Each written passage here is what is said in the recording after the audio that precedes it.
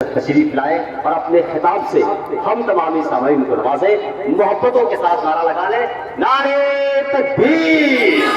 ذرا بیداری کے ساتھ ہاتھوں کو اٹھا کے لگا لیں نعرہ, نعرے تکبیر, نعرے رسالت, خطبہ اہل سنت, خطبہ اہل سنت, جلسہ سنگ بنیاد مسجد عزیزیہ علامہ بدرالدجا صاحب قبلہ.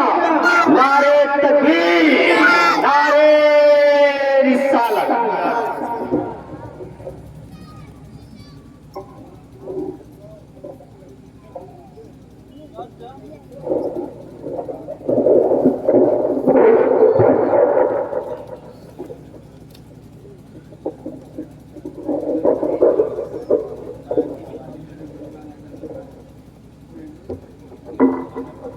چندے کا سلسلہ جاری ہے. ادھر اسٹال لگا ہوا ہے, آپ حضرات چندہ بھی دیتے رہے, نعت بھی سنتے رہے, تقریر بھی سنتے رہے. السلام علیکم ورحمۃ اللہ تعالیٰ وبرکاتہ. نحمدہ ونصلی ونسلم علی رسولہ الکریم, اما بعد. فاعوذ باللہ من الشیطان الرجیم, بسم اللہ الرحمن الرحیم. وما تنفقوا من خیر فإن اللہ بہ علیم. صدق اللہ مولانا العظیم وبلغنا رسوله النبی الامین الکریم ونحن على ذلك لمن الشاہدین والشاکرین والحمد للہ رب العالمین. باوقار علماء کرام, معزز حضرات, آئیے ہم اور آپ سب سے پہلے ساری کائنات کے مرکز عقیدت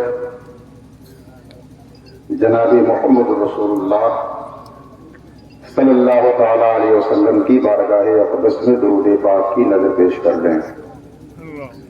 اللہم صلی علی سیدنا و مولانا محمد الماضی الجود والکرم وآلہ و بارک وسلم صلاۃ و سلام علیک یا رسول اللہ.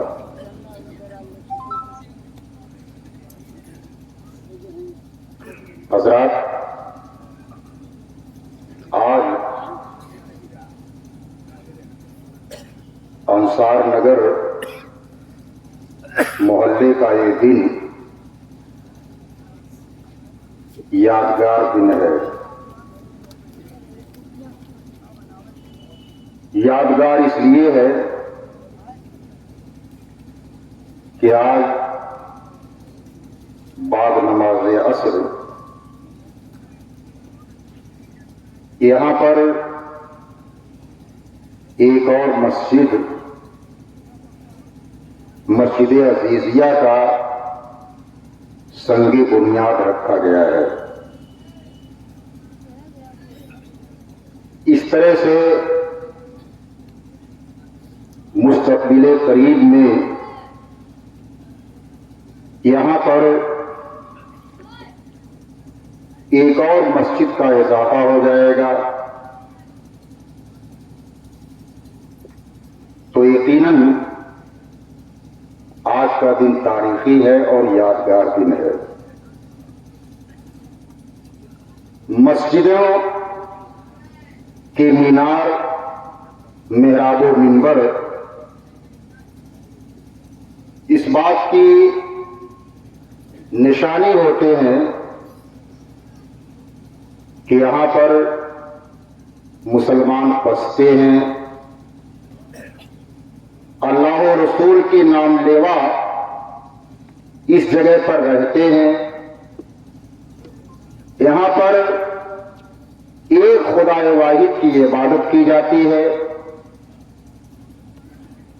اس کے حضور میں سجدے کیے جاتے ہیں. تو اسلامی تہذیب, اسلامی تمدن اور اسلامی ثقافت کی علامت ہوتی ہیں یہ مساجد. اور جب بھی کسی بستی اور کسی گاؤں کی تعمیر ہو تو سب سے پہلے جس ضرورت کا احساس ہوتا ہے وہ مسجد کی ضرورت کا احساس ہوتا ہے کہ یہاں پر ایک مسجد کیا ہے یہ بننی چاہیے. خود اللہ کے نبی صلی اللہ علیہ وسلم جب ہجرت کر کے مدینہ تشریف لے گئے تو اس وقت گو کہ اسلام کا پیغام مدینے میں پہنچ چکا تھا اور خاصی تعداد میں انصار صحابہ اسلام لا چکے تھے، لیکن باضابطہ مدینے میں ابھی تک مسجد کی تعمیر نہیں ہو سکی تھی. آج عہد رسالت میں جس جگہ پر مسجد بنائی گئی بعد ہجرت، اس جگہ پر ایک باغ تھا جس میں کھجوروں کے کچھ درخت تھے، کچھ کھنڈرات تھے، مشرکین کی کچھ قبریں بھی تھیں اور بیچ میں کچھ ہموار جگہ بھی تھی جہاں پر لوگ اپنی کھجوریں سکھوایا کرتے تھے. گویا کہ وہ جگہ جو ہموار تھی وہ کھجوروں کے سکھوانے کا کھلیان تھی. اللہ کے نبی صلی اللہ علیہ وسلم جب مدینے پہنچے تو جہاں نماز کا وقت ہو جاتا تھا آپ نماز پڑھ لیتے تھے. حتیٰ کہ مسلم شریف میں آیا ہوا ہے کہ بکریوں کے پارے میں بھی اللہ کے نبی صلی اللہ علیہ وسلم نماز پڑھ لیتے تھے. پھر جب اللہ کے نبی صلی اللہ تعالی علیہ وسلم کو مسجد بنانے کا حکم دیا، مدینہ شریف کی سب سے پہلی مسجد، تو وہ جو جگہ تھی جو میں نے بتایا اس جگہ کو خریدنے کے لیے اللہ کے نبی صلی اللہ تعالی علیہ وسلم نے بنو نجار کے اشراف اور معززین کو طلب فرمایا اور فرمایا کہ مجھے خدا کا گھر بنانا ہے، مسجد بنانا ہے، یہ جگہ تم میرے ہاتھوں فروخت کر دو.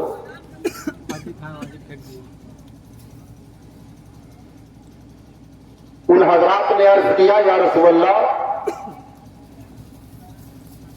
ہم اس زمین کا کوئی اجر نہیں لیں گے، قیمت نہیں لیں گے،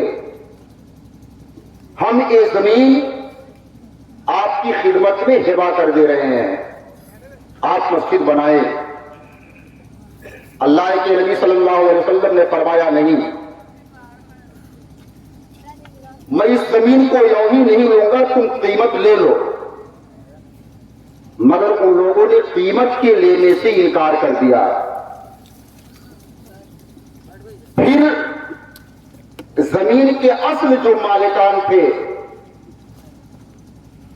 اللہ کے نبی صلی اللہ علیہ وسلم نے انہیں طلب کروایا.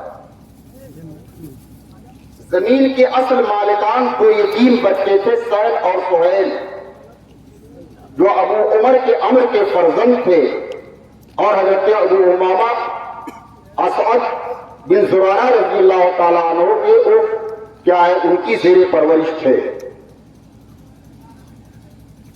وہ دو یتیم بچے اللہ کے نبی صلی اللہ علیہ وسلم کی خدمت میں حاضر ہوئے. اللہ کے نبی صلی اللہ علیہ وسلم نے فرمایا کہ بچوں مجھے مسجد بنانی ہے، یہ زمین تم لوگ میرے ہاتھوں میں فروخت کر دو۔ ان بچوں نے بڑا محبت ایمان افروز جواب دیا، عرض کیا یا رسول اللہ یہ زمین ہم آپ کی خدمت میں نذر کر رہے ہیں، ہبہ کر رہے ہیں، اور اس کا اجر ہم صرف اللہ تبارک و تعالیٰ سے چاہتے ہیں، ہمیں آپ سے کوئی قیمت نہیں ہے، ہم اسے ہبہ کر رہے ہیں، آپ اس جگہ پر خدا کے گھر کی آپ تعمیر فرمائیں۔ سبحان اللہ۔ لیکن اللہ کے رسول صلی اللہ علیہ وسلم نے اسے پسند نہیں فرمایا۔ پھر حضرت اسود رضی اللہ تعالیٰ عنہ نے ان بچوں کو زمین فروخت کرنے پر آمادہ کر لیا، اور اس زمانے میں اللہ کے پیغمبر صلی اللہ تعالیٰ علیہ وسلم نے 12 دینار میں ان بچوں سے وہ زمین خرید لی جہاں پہ کہ مسجد نبوی بنائی گئی، اور یہ 12 دینار حضرت ابوبکر صدیق رضی اللہ تعالیٰ عنہ نے اپنے صدقے سے ادا فرمایا۔ سبحان اللہ سبحان اللہ۔ ایسا حضرت ابوبکر صدیق رضی اللہ تعالیٰ عنہ نے دیا۔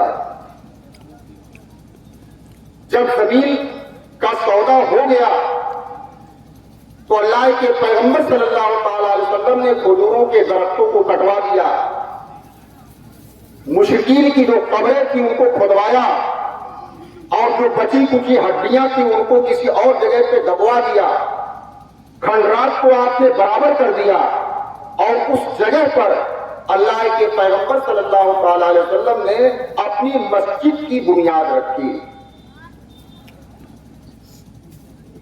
مسجد نبوی عہد رسالت میں سب سے پہلے کیسے تعمیر کی گئی؟ اللہ کے نبی صلی اللہ علیہ وسلم نے کٹے ہوئے جو کھجوروں کے درخت تھے ان کی لکڑیوں کو قبلہ کی سمت میں گڑوا دیا، اور دائیں اور بائیں لائن سے آپ نے پتھر رکھوا کے 3 ہاتھ اونچے پتھر لائن سے رکھے گئے۔ ایک اور بات میں آپ کو بتا دوں، مسجد نبوی شریف کا قبلہ کس طرف ہے؟ کدھر ہم رک کر کے نماز پڑھتے ہیں اس وقت؟ پچھم طرف مسجد نبوی کا قبلہ نہیں ہے۔ جیسے یہاں پر کہ ہم پچھم طرف منہ کر کے نماز پڑھتے ہیں، وہاں پر مدینہ شریف میں لوگ پچھم کی طرف منہ کر کے نماز نہیں پڑھتے، کیونکہ اس طرف کعبہ نہیں ہے۔ مسجد نبوی صلی اللہ علیہ وسلم کا قبلہ دکن سمت میں ہے۔ تو اللہ کے رسول صلی اللہ تعالی علیہ وسلم نے اس وقت قبلہ جس طرف تھا، یہ بھی آپ غور کر لیجئے، اس وقت مسجد نبوی کا قبلہ یہ شمال کی سمت میں تھا، اتر طرف تھا، کیونکہ اللہ کے رسول صلی اللہ علیہ وسلم جب مدینہ شریف ہجرت کر کے گئے تو 17 یا 16 مہینے تک آپ نے بیت المقدس کی طرف رخ کر کے کیا ہے نماز ادا فرمائی۔ تو اس وقت قبلہ کی سمت میں آپ نے کھجوروں کے درخت لگوائے، کھجوروں کی لکڑیاں گڑوا دی، اور مشرق اور مغرب کی سمت میں آپ نے لائن سے 3 ہاتھ پتھر رکھوا دیے۔ اس وقت مسجد نبوی میں 2 دروازے بنائے گئے۔ 12 دن تک اللہ کے رسول اور صحابہ نے اسی طرح نماز پڑھی۔ پھر 12 دن کے بعد اللہ کے رسول نے دیواروں کو قد عادت اونچی کیا، اور چھت بھی بنائی گئی، کھجور کی پتیوں کی اور گھاس پھوس کی چھت بنائی گئی۔ اور جب بارش ہوتی تھی تو بارش کے زمانے میں مسجد نبوی صلی اللہ علیہ وسلم کا جو فرش تھا وہ گیلا ہو جاتا تھا، اور جب لوگ نماز پڑھتے تھے سجدے میں جاتے تھے تو ان کی پیشانی، ناک وغیرہ کیا ہے ایک کیچڑ آلود ہو جایا کرتی تھی۔ اس طریقے سے مسجد نبوی عہد رسالت صلی اللہ تعالی علیہ وسلم میں پہلی بار بنائی گئی۔ اس کا رقبہ کیا تھا؟ اس میں مختلف روایتیں ہیں۔ بعض روایتوں کے مطابق اس کا رقبہ ہر 4 جانب سے یعنی کلو عرض میں 100 ہاتھ سے کچھ کم تھا، اور اس کے علاوہ بھی کیا اور روایتیں ہیں۔ 7 سال تک اسی طرح سے اسی مسجد میں نماز ہوتی رہی، اور غزوہ خندق کے بعد 6 یا 7 ہجری میں اللہ کے نبی صلی اللہ علیہ وسلم نے دوبارہ اس مسجد میں توسیع کی. اب کی مرتبہ جب مسجد نبی بنائی جانے لگی 6 یا 7 ہجری میں، تو حضور اکرم صلی اللہ تعالی علیہ وسلم نے اب کی مرتبہ مسجد نبوی کی جو دیوار بنائی گئی وہ اینٹوں سے اللہ کے رسول نے تعمیر کیا اور اس میں گاڑا بھی لگایا گیا. اور صحابہ کرام کا جوش و خروش اور ان کا حوصلہ جو ہے ایک قابل دیدنی تھا. کافی فاصلے پر کیا ہے اینٹیں رکھی ہوئی تھی. صحابہ کرام اینٹوں کو ڈھو کر کے لاتے تھے اور مسجد نبوی تک ان اینٹوں کو پہنچاتے تھے.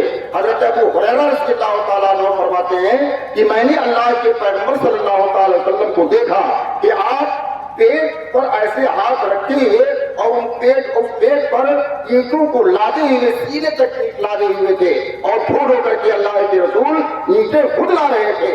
سبحان اللہ، یہ اللہ کے نبی صلی اللہ علیہ وسلم کا حال تھا. حضرت ابو ہریرہ رضی اللہ تعالیٰ عنہ بیان کرتے ہیں کہ میں نے اللہ کے رسول صلی اللہ علیہ وسلم کو جب دیکھا کہ پیٹ سے لے کر کے سینے تک اینٹیں ہی ہیں اور آپ ڈھو رہے ہیں تو میں نے عرض کیا یا رسول اللہ ان اینٹوں کو آپ مجھے دے دیں، میں مسجد تک پہنچاؤں گا ان اینٹوں کو. اللہ کے پیغمبر صلی اللہ علیہ وسلم نے ارشاد فرمایا ابو ہریرہ دیکھتے نہیں ہو اتنی ساری اینٹیں وہاں پر رکھی ہوئی ہیں اور تم میری ہی اینٹ لینے پر آمادہ ہو، جاؤ وہاں سے اینٹ تم لے کر کے آؤ، وہاں سے اینٹیں لاؤ اور مسجد نبوی تک اینٹ کو کیا ہے مسجد تک پہنچاؤ. یہ اللہ کے نبی صلی اللہ علیہ وسلم خود اس میں شامل ہوئے اینٹیں ڈھو کر کے لاتے تھے اور دیتے تھے. سارے صحابہ اس میں لگ گئے اور جب مسجد نبوی کی تعمیر ہو رہی تھی تو صحابہ کرام کی زبان پر ترانے بھی تھے. صحابہ کرام پڑھ رہے تھے لا خیر الا خیر الاخرہ وانصر الانصار والمہاجرہ، یہ خیر آخرت کی خیر ہے، اے اللہ تو مہاجرین اور انصار صحابہ کی کیا مدد فرما. وہ اس طرح سے ترانے بھی گائے جا رہے تھے. میں سوچتا ہوں آج جب مسجد کے سنگ بنیاد کا پروگرام ہوتا ہے کہیں پر تو انجمنیں نعت پڑھتی ہیں، نظمیں پڑھتی ہیں جس میں مسلمانوں سے اظہار قربانی کی اپیل کی جاتی ہے. تو اس حدیث سے یہ ثابت ہوتا ہے، مسلم شریف کی حدیث ہے جو میں آپ کو بتا رہا ہوں، اس سے یہ ثابت ہوتا ہے کہ آج کو ایسے موقع پر ترانے پڑھے جاتے ہیں، نظمیں پڑھے جاتے ہیں، یہ اہل رسالت ہی سے اس کا سلسلہ کیا جاری اور جاری ہے. تو اس طریقے سے 6 یا 7 ہجری میں اللہ کے پیغمبر صلی اللہ تعالی علیہ وسلم نے اپنی مسجد میں توسیع کی اور اس کی نئے سرے سے تعمیر کی. پھر حضرت عمر فاروق رضی اللہ تعالیٰ عنہ نے تعمیر کی، توسیع کی. پھر جب حضرت عثمان غنی رضی اللہ تعالیٰ عنہ کا زمانہ آیا تو آپ نے مسجد نبوی کی اپنے دور میں توسیع کی اور حضرت عثمان غنی نے پہلی مرتبہ مسجد نبوی کی دیواروں کو منقش پتھروں سے بنوایا.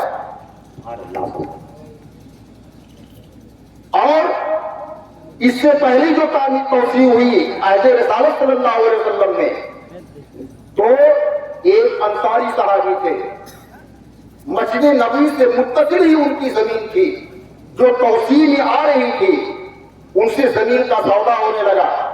اتفاق سے ان کے پاس اس کے علاوہ اور کوئی بھی زمین موجود نہیں تھی.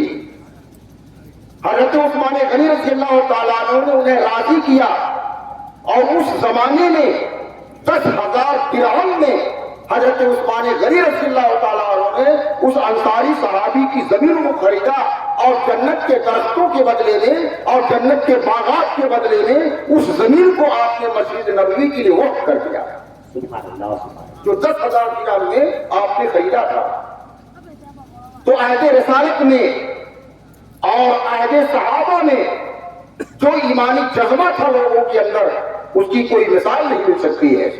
اللہ کے پیغمبر صلی اللہ تعالی وسلم نے جب جب دین کی خاطر اپیل کیا صحابہ کرام نے اظہار و قربانی کا وہ مظاہرہ کیا کہ دور دور تک انسانی تاریخ میں اس کی کوئی مثال کیا نہیں ملتی ہے. غزوہ تبوک کے موقع پر 9 ہجری میں اللہ کے رسول نے چندے کی اپیل کی. بڑا کٹھن مرحلہ تھا.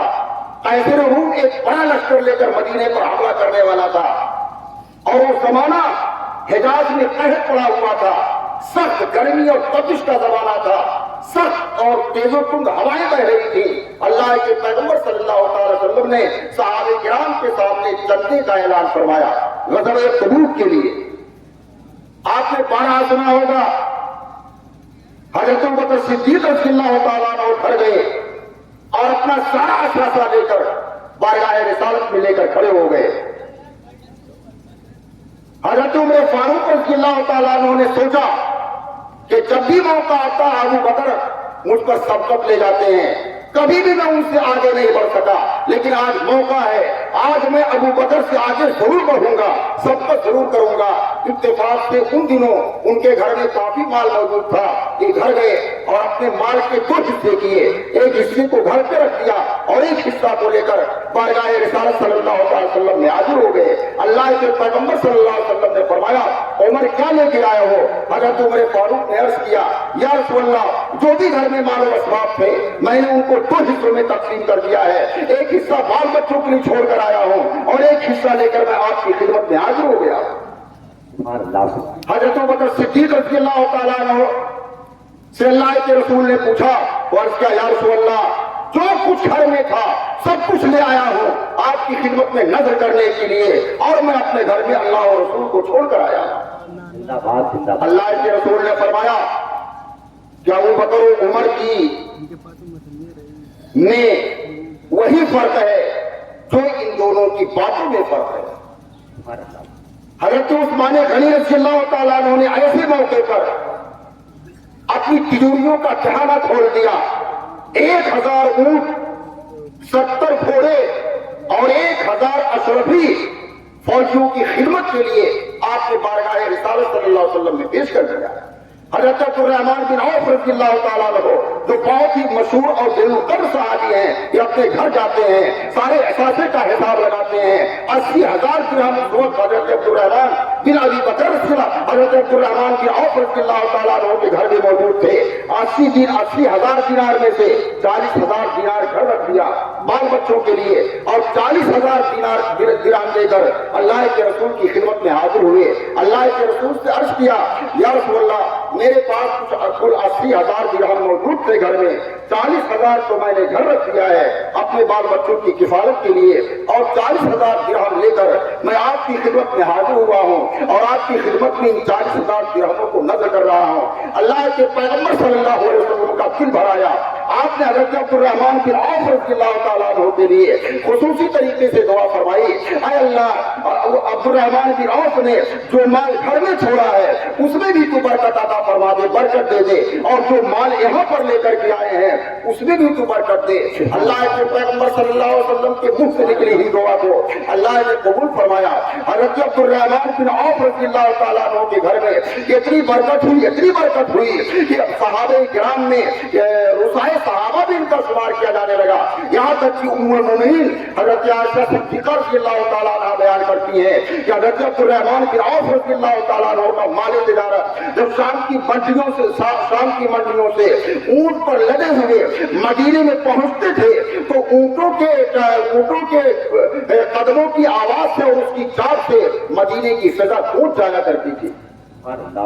دیکھا آپ نے ایک اور صحابی حضرت عاصم بن عدی رضی اللہ تعالیٰ عنہ جن کے پاس کھجوروں کے باغات تھے، کئی من کھجور یہ اللہ کے رسول کی خدمت میں نظر کیے، اور ایک اور صحابی حضرت ابو عقیل انصاری رضی اللہ تعالیٰ عنہ جو بہت غریب تھے اللہ کے رسول کی خدمت میں حاضر ہوئے، 1 سا کھجور یعنی 4 کلو سے کچھ زیادہ کھجور ہیں یہ اللہ کے رسول کی خدمت میں پیش کیے۔ بڑے غریب آدمی تھے، عرض کرتے ہیں کہ یا رسول اللہ میں دن بھر مزدوری کرتا ہوں